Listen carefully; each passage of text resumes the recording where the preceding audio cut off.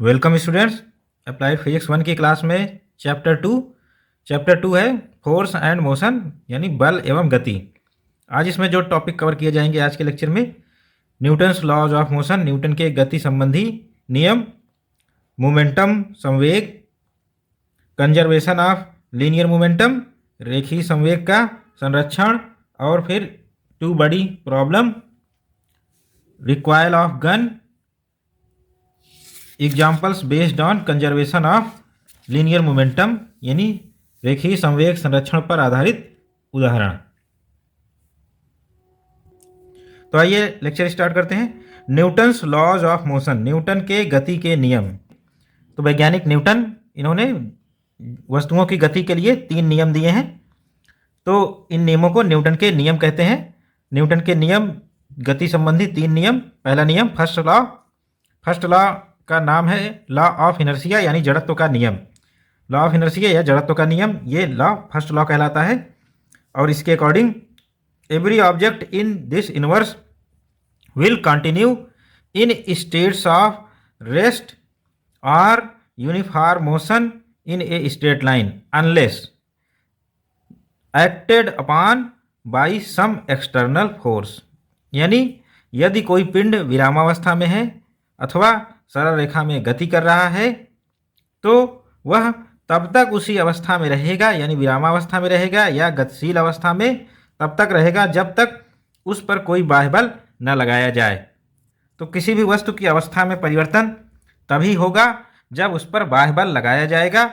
Otherwise बाह्य बल न लगाने की दशा में वस्तु की अवस्था में, यानी गतिशील है तो गतिशील बनी रहेगी, अगर स्थिर है तो स्थिर बनी रहेगी। इस अवस्था में कोई परिवर्तन नहीं होगा। तो हमें वस्तु की अवस्था में परिवर्तन करने के लिए बाह्य बल यानी एक्सटर्नल फोर्स की आवश्यकता होती है। ये न्यूटन का पहला नियम है। प्रत्येक वस्तु अपनी जो अवस्था है उसको बरकरार रखने का सदैव प्रयास करती है और यही लॉ ऑफ इनर्शिया है। बाह्य बल के प्रभाव में उसकी अवस्था चेंज हो जाती है। द्वितीय नियम, सेकंड लॉ का नाम है कंजर्वेशन ऑफ फोर्स यानी बल संरक्षण का नियम। कंजर्वेशन ऑफ फोर्स, बल संरक्षण का नियम क्या है? Net force on body is equal to net force on body is equal to product of body's mass and acceleration of body. यानी किसी पिंड पर लगा वास्तविक बल पिंड के द्रव्यमान और उसमें उत्पन्न त्वरण के गुणनफल के बराबर होता है। तो किसी भी बॉडी पर बहुत सारे फोर्सेस अगर अप्लाई हो रहे हैं तो जो नेट फोर्स होगा उस बॉडी में त्वरण और उसके मास के गुणनफल के बराबर होता है नेट फोर्स। कोई भी बॉडी होगी जो ए एक्सेलरेशन से गतिशील है तो उसके मास से मल्टीप्लाई करने पर हमें बॉडी पर नेट फोर्स मिल जाएगा। क्योंकि बॉडी पर कई फोर्सेस लगते हैं तो उनका जो परिणामी बल होगा वो इसी फार्मूले से डिफाइन होगा, एक्सेलरेशन इनटू मास। तो इस तरह से जो सेकंड लॉ है ये कंजर्वेशन ऑफ फोर्स यानी बल संरक्षण नियम पर आधारित है।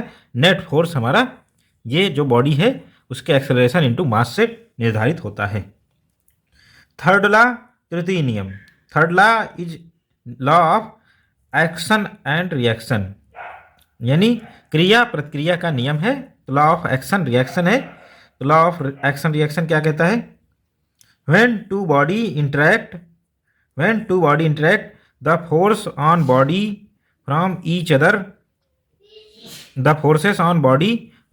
other are always equal in magnitude and opposite in direction। यानी जब दो वस्तुएं या पिंड आपस में संपर्क में आते हैं तो उनके कारण जो बल लगते हैं वो बल क्या होते हैं? एक दूसरे के अपोजिट यानी एक दूसरे के विपरीत दिशा में लगते हैं और बराबर मैग्नीट्यूड पर लगते हैं। तो जो भी फोर्स होता है वो क्या होता है दो वस्तुओं पर? वो विपरीत दिशा में लगता है एक दूसरे के और बराबर मात्रा में फोर्स लगता है। ये लॉ ऑफ एक्शन रिएक्शन है यानी क्रिया प्रतिक्रिया का नियम है।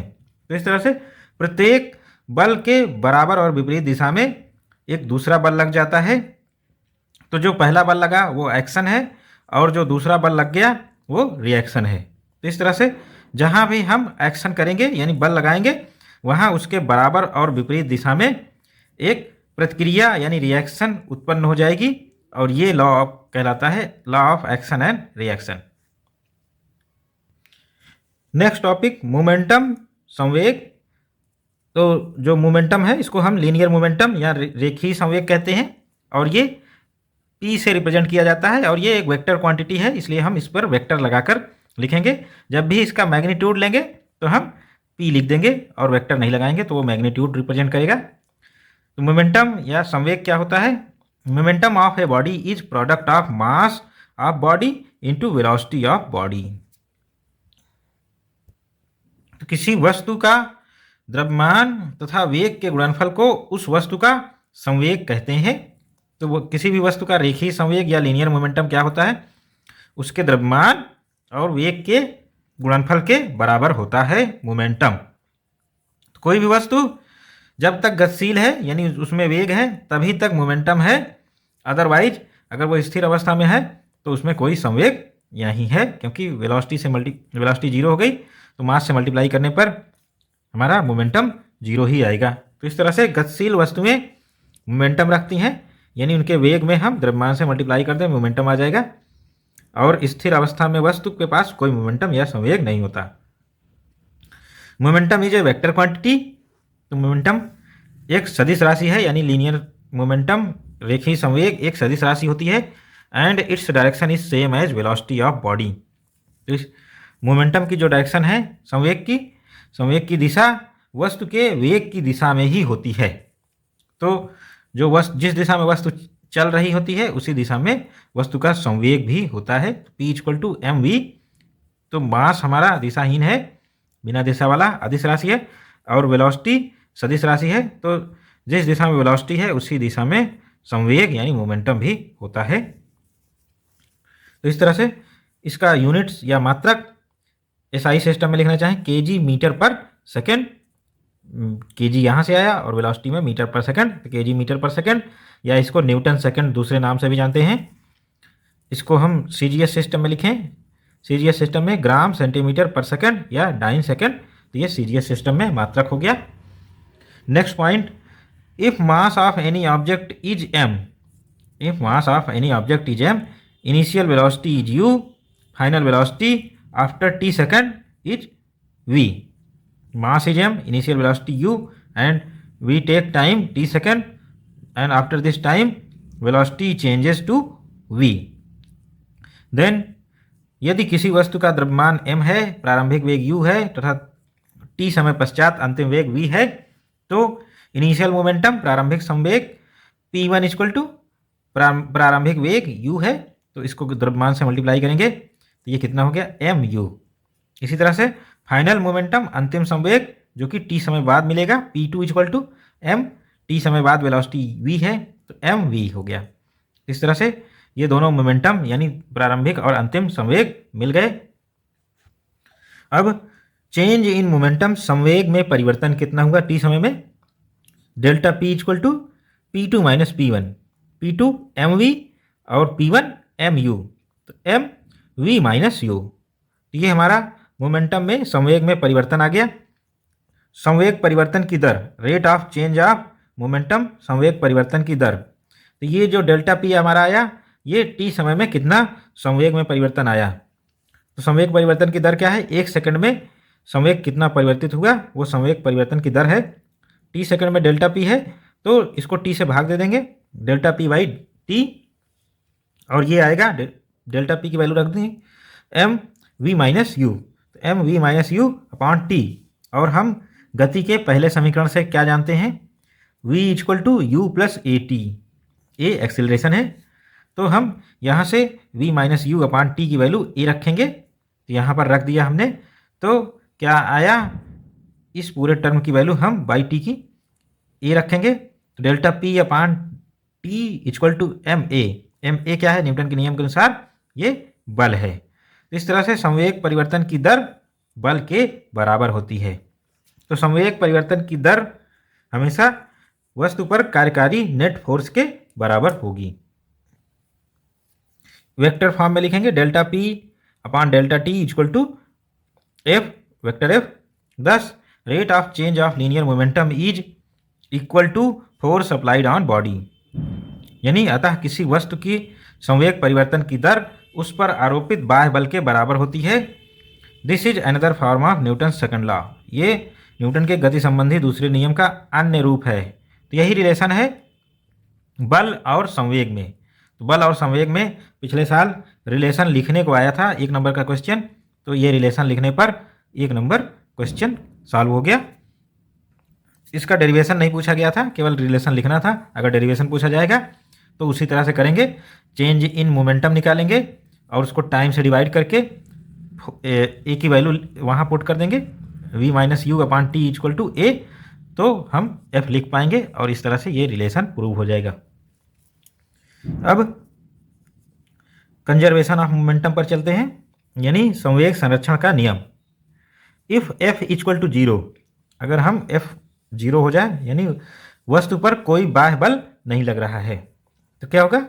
राइट साइड 0 हो गया, लेफ्ट साइड भी 0 हो जाएगा। Delta p upon delta T equal to 0। और फिर जब हम इसको सॉल्व करेंगे तो p इक्वल टू कॉन्स्टेंट आएगा। कॉन्स्टेंट का ही डिफरेंशिएशन 0 होता है। इस तरह से if no external force is applied, तो कंजर्वेशन ऑफ लीनियर मोमेंटम क्या हो गया? If no external force is applied then linear momentum is conserved. यानी वस्तु पर कोई बाह्य बल नहीं लग रहा है। यदि वस्तु पर कोई बाह्य बल नहीं लग रहा है तो उसका रेखीय संवेग संरक्षित या नियत रहता है। तो रेखीय संवेग कब संरक्षित होगा? यदि वस्तु पर एक्सटर्नल फोर्स काम नहीं कर रहा है या नहीं लग रहा है, तो उस दशा में उसका संवेग संरक्षित होगा। और एंगुलर मोमेंटम कोणीय संवेग, वस्तु पर टार्क ना लगने की दशा में कोणीय संवेग संरक्षित होता है। इस तरह से रेखीय संवेग संरक्षण का नियम क्या है? कोई बाह्य बल नहीं लग रहा है तो रेखीय संवेग संरक्षित होता है, कांस्टेंट होता है। अगर कोई टॉर्क नहीं लग रहा है तो एंगुलर मोमेंटम यानी कोणीय संवेग संरक्षित होता है। संवेग संरक्षण के बाद कोलिजन ऑफ टू बॉडी, दो पिंडों का टक्कर। तो टक्कर में हम देखेंगे दो मासेस हैं m1 और m2, जो कि u1 और u2 वेलोसिटी से गतिशील हैं। तो दो द्रव्यमान u1 और u2 वेलोसिटी से गतिशील हैं। तो ये हमारी इनिशियल कंडीशन हो गई। इसके बाद ये टक्कर करते हैं तो ये एक दूसरे से कोलाइड हो गए। फिर नेक्स्ट सिचुएशन, टक्कर के बाद इनकी वेलोसिटीज बदल गई। m1 की वेलोसिटी v1 हो गई, m2 की वेलोसिटी v2 हो गई। तो ये हमारी टक्कर के पहले की सिचुएशन है, बिफोर कोलिजन। ये आफ्टर कोलिजन है। क्योंकि इस प्रक्रिया में कोई एक्सटर्नल फोर्स या बाह्य बल नहीं लगा, तो ये जो टोटल मोमेंटम है, कुल संवेग, ये दो बॉडी का जो सिस्टम है, सिस्टम पर कोई बाह्य बल ना लगने की दशा में हम क्या करेंगे? रेखीय संवेग निकालेंगे टक्कर से पहले और फिर लीनियर मोमेंटम टक्कर के बाद, दोनों इक्वल होते हैं, यानी रेखीय संवेग संरक्षित होता है। तो क्या होगा? In absence of external force in A system with center of mass of any object moving with a constant velocity, linear momentum is conserved। यानी बाह्य बल के अभाव में किसी निकाय का द्रव्यमान केंद्र नियत वेग से गति करता है तो उसका रेखीय संवेग नियत रहता है। यानी बाह्य बल के अभाव में द्रव्यमान केंद्र नियत वेग से गति करेगा और उसका रेखीय संवेग यानी लीनियर मोमेंटम कंजर्व्ड होगा, नियत रहेगा। एक्सटर्नल फोर्सेस 0 हैं, तभी ये centre of mass constant velocity से गति करेगा और रेखीय संवेग संरक्षित होगा।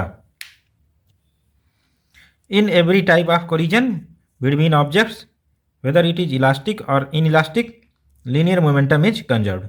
यानी कणों के सभी प्रकार की टक्करों में प्रत्यास्थ या अप्रत्यास्थ में रेखीय संवेग संरक्षित होता है। तो रेखीय संवेग संरक्षित करने के लिए हम क्या करेंगे?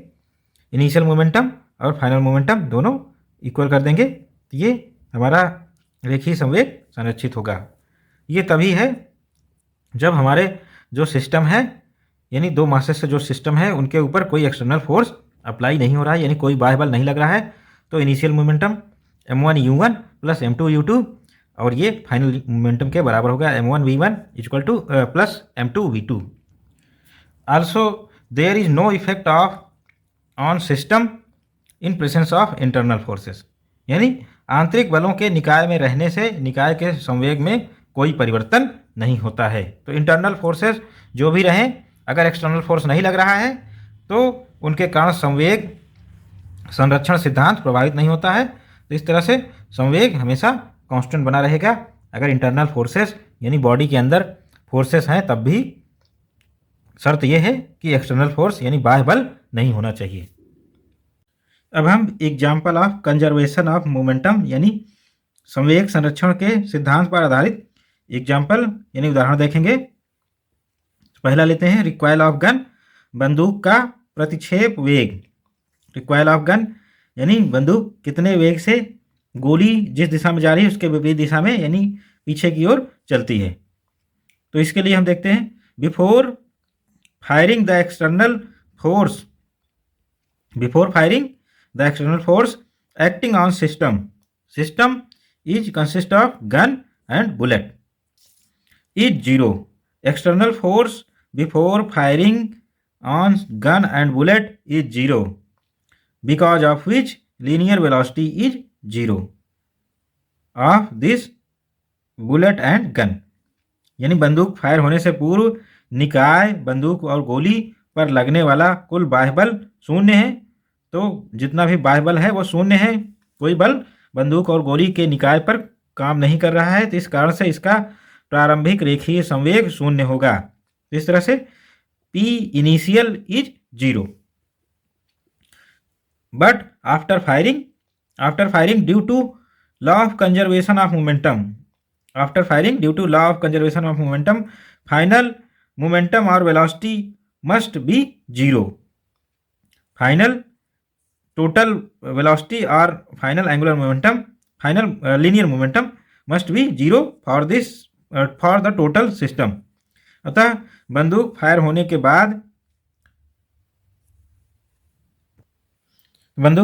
बाद जो अंतिम संवेग होगा वो भी संवेग संरक्षण के सिद्धांत के आधार पर अंतिम संवेग शून्य होगा। तो इस तरह से जब हम फायर नहीं कर रहे हैं यानी गोली और बंदूक दोनों विरामावस्था में हैं, तो इस कारण से जो इनिशियल संवेग है, प्रारंभिक संवेग गोली और बंदूक का दोनों की वेलोसिटी जीरो है, तो इस कारण से जीरो हो गया P इनिशियल। और जैसे ही फायर करेंगे आफ्टर फायरिंग, चूंकि बंदूक और गोली दोनों पर कोई एक्सटर्नल फोर्स नहीं लग रहा है, ये सिस्टम का एक्सटर्नल फोर्स है, इंटरनल फोर्स कोई भी एक्सटर्नल फोर्स नहीं लग रहा है, इंटरनल फोर्सेस लगे उसके कारण कंजर्वेशन ऑफ मोमेंटम डिस्टर्ब नहीं होता है। तो इस कारण से जो फाइनल मोमेंटम होगा वो जीरो होगा। तो मान लेते हैं v वेलोसिटी से गन आगे की ओर बढ़ रही है और बुलेट आगे की ओर बढ़ रही है, गन हमारी पीछे की ओर जाएगी। इसका देखेंगे ये क्यों पीछे की ओर जा रही है, वेलोसिटी निकालकर, यही रिक्वायल ऑफ गन है। तो हम मान लेते हैं कि v वेलोसिटी भी इसी दिशा में है। तो फाइनल मोमेंटम कितना आएगा P equal to m capital V, और ये हो गया हमारे गन का मोमेंटम, और mv ये गोली का मोमेंटम हो गया, और ये टोटल मोमेंटम जीरो होगा। तो इससे कैपिटल V की वैल्यू निकालेंगे, capital mv equal to minus mv, तो कैपिटल V equal to minus mv upon capital M। तो ये जो वेलोसिटी आई ये वेलोसिटी कहलाती है रिक्वायल ऑफ गन यानी बंदूक का प्रतिक्षेप वेग। बंदूक किस वेग से आगे बढ़ेगी, बंदूक minus mv upon capital M इस वेग से आगे बढ़ती है। चूंकि यहाँ माइनस साइन है इसलिए ये गोली के जिस दिशा में गोली जा रही है, ये गोली का वेग है स्मॉल v, तो जिस दिशा में गोली जा रही है उसके विपरीत दिशा में गति करेगी। ये हमारा जो कंजर्वेशन ऑफ मोमेंटम है उसके कारण बंदूक गोली के विपरीत दिशा में गति करती है। चूंकि बंदूक का वेग बंदूक का मास, बंदूक का द्रव्यमान, गन का द्रव्यमान गोली के द्रव्यमान की अपेक्षा कहीं ज़्यादा होता है, इसलिए जो बंदूक का वेग है वो बहुत कम होगा। द्रव्यमान ज़्यादा होने से बंदूक का वेग बहुत कम हो जाता है, लेकिन बंदूक जैसे ही चलती है गोली तुरंत हमें गन से झटका लगता है विपरीत दिशा में, और हमें इसको एडजस्ट करना पड़ता है ताकि हमें कोई नुकसान ना हो। तो ये जो वेलोसिटी आई कैपिटल V यही बंदूक का प्रतिक्षेप वेग या रिक्वायल ऑफ गन कहलाता है। इस पर बेस्ड न्यूमेरिकल या इसको सिद्ध करने के लिए पूछा जा सकता है। तो इसमें बस लैंग्वेज लिख के हम सिद्ध कर देंगे कि कैपिटल वी ये इस टर्म के बराबर होता है। Negative sign denotes the bullet and gun moves in opposite direction with respect to each other, यानी जो ऋण चिन्ह है यहाँ कैपिटल वी में वो सिद्ध करता है कि बंदूक और गोलियां एक दूसरे के विपरीत दिशा में चलेंगी। Kinetic energy of gun, gun की गतिज ऊर्जा half M capital V square, चूंकि दोनों के संवेग बराबर हैं, गोली और गन के संवेग बराबर हैं, M capital V equal to M minus M small V, तो हम इसको पी मान सकते हैं। तो क्या करेंगे हम, पी स्क्वायर अपान 2m इसको लिखा जा सकता है। तो m से ऊपर नीचे मल्टीप्लाई कर देंगे तो क्या होगा, एम स्क्वायर वी स्क्वायर, तो एम स्क्वायर वी स्क्वायर को हम पी स्क्वायर लिख देंगे अपान 2m आ जाएगा। इसी तरह से बुलेट का काइनेटिक एनर्जी या गतिज ऊर्जा half M small V square, तो यहाँ भी स्मॉल एम वी को हम क्या लिखेंगे, पी, तो यहाँ स्मॉल एम से ऊपर नीचे मल्टीप्लाई कर देंगे तो पी स्क्वायर अपान 2m। तो इस तरह से इसको हम काइनेटिक एनर्जी का रेशियो निकाल सकते हैं, के गन अपान के bullet equal to P square cancel हो गया, 2 से 2 भी कैंसिल हो गया, ये जो कैपिटल स्मॉल एम है वो ऊपर जाएगा, कैपिटल एम नीचे आएगा, तो स्मॉल एम अपान कैपिटल एम। इस तरह से गन की जो काइनेटिक एनर्जी है वो बुलेट की काइनेटिक एनर्जी से काफ़ी कम होगी। तो गोली की गतिज ऊर्जा बहुत अधिक होगी क्योंकि गन का मास अधिक है, और गन की गतिज ऊर्जा बहुत कम होगी क्योंकि गोली का द्रव्यमान बहुत कम होता है। तो इस तरह से गतिज ऊर्जा में ये रेशियो मिल गया और वेलोसिटीज इस फार्मूले से निर्धारित होंगी। अब हम नेक्स्ट एग्जाम्पल देखते हैं।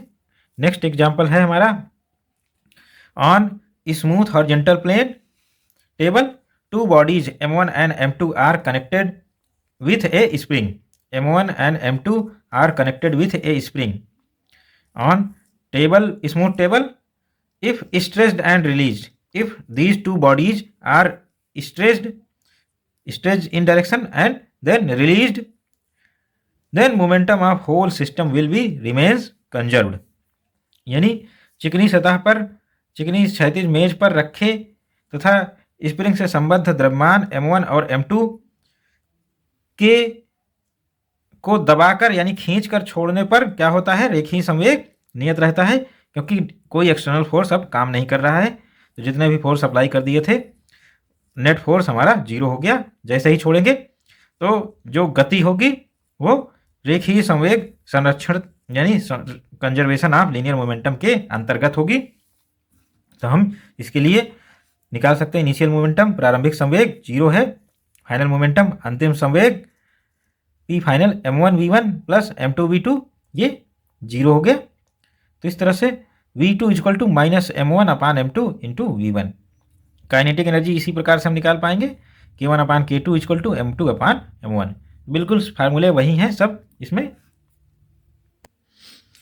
अब रिक्वायर्ड फोर्स यानी प्रतिक्षेप बल, if a projectile of mass m of n number at time t is fired from a cannon, then required force, यदि किसी तोप से m द्रव्यमान के n गोले t समय में छोड़े जाते हैं तो प्रतिक्षेप बल यानी थ्रस्ट कितना होगा, जो कि इन गोले छोड़ने के कारण इस तोप पर लग रहे हैं। तो जो हमारे गोले छोड़े जा रहे हैं उनका संवेग कितना है, इस m स्मॉल v, तो ये हमारे गोले का संवेग हो गया एक गोले का, इसको n गोले छोड़े गए हैं तो n mv। तो नेट फोर्स कितना लगेगा, इस mv संवेग के अपोजिट हमारा ये कैनन का संवेग होगा यानी इसका, तो mv इतना फोर्स लगेगा।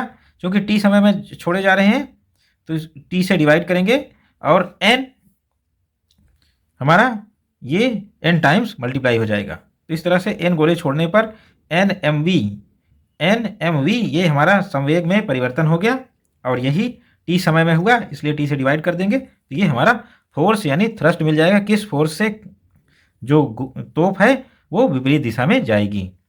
तो F क्या है, rate of change of momentum यानी रिएक्शन फोर्स, प्रतिक्रिया बल, थ्रस्ट यानी प्रणोद का मतलब गोली के चलने, यानी ये जो गोले हैं इनके चलने के कारण तो कितने वेग से पीछे की ओर जाएगी, F equal to N M V upon T. यही थ्रस्ट या प्रणोद कहलाता है, यानी रिक्वायल फोर्स यानी प्रतिक्षेप बल।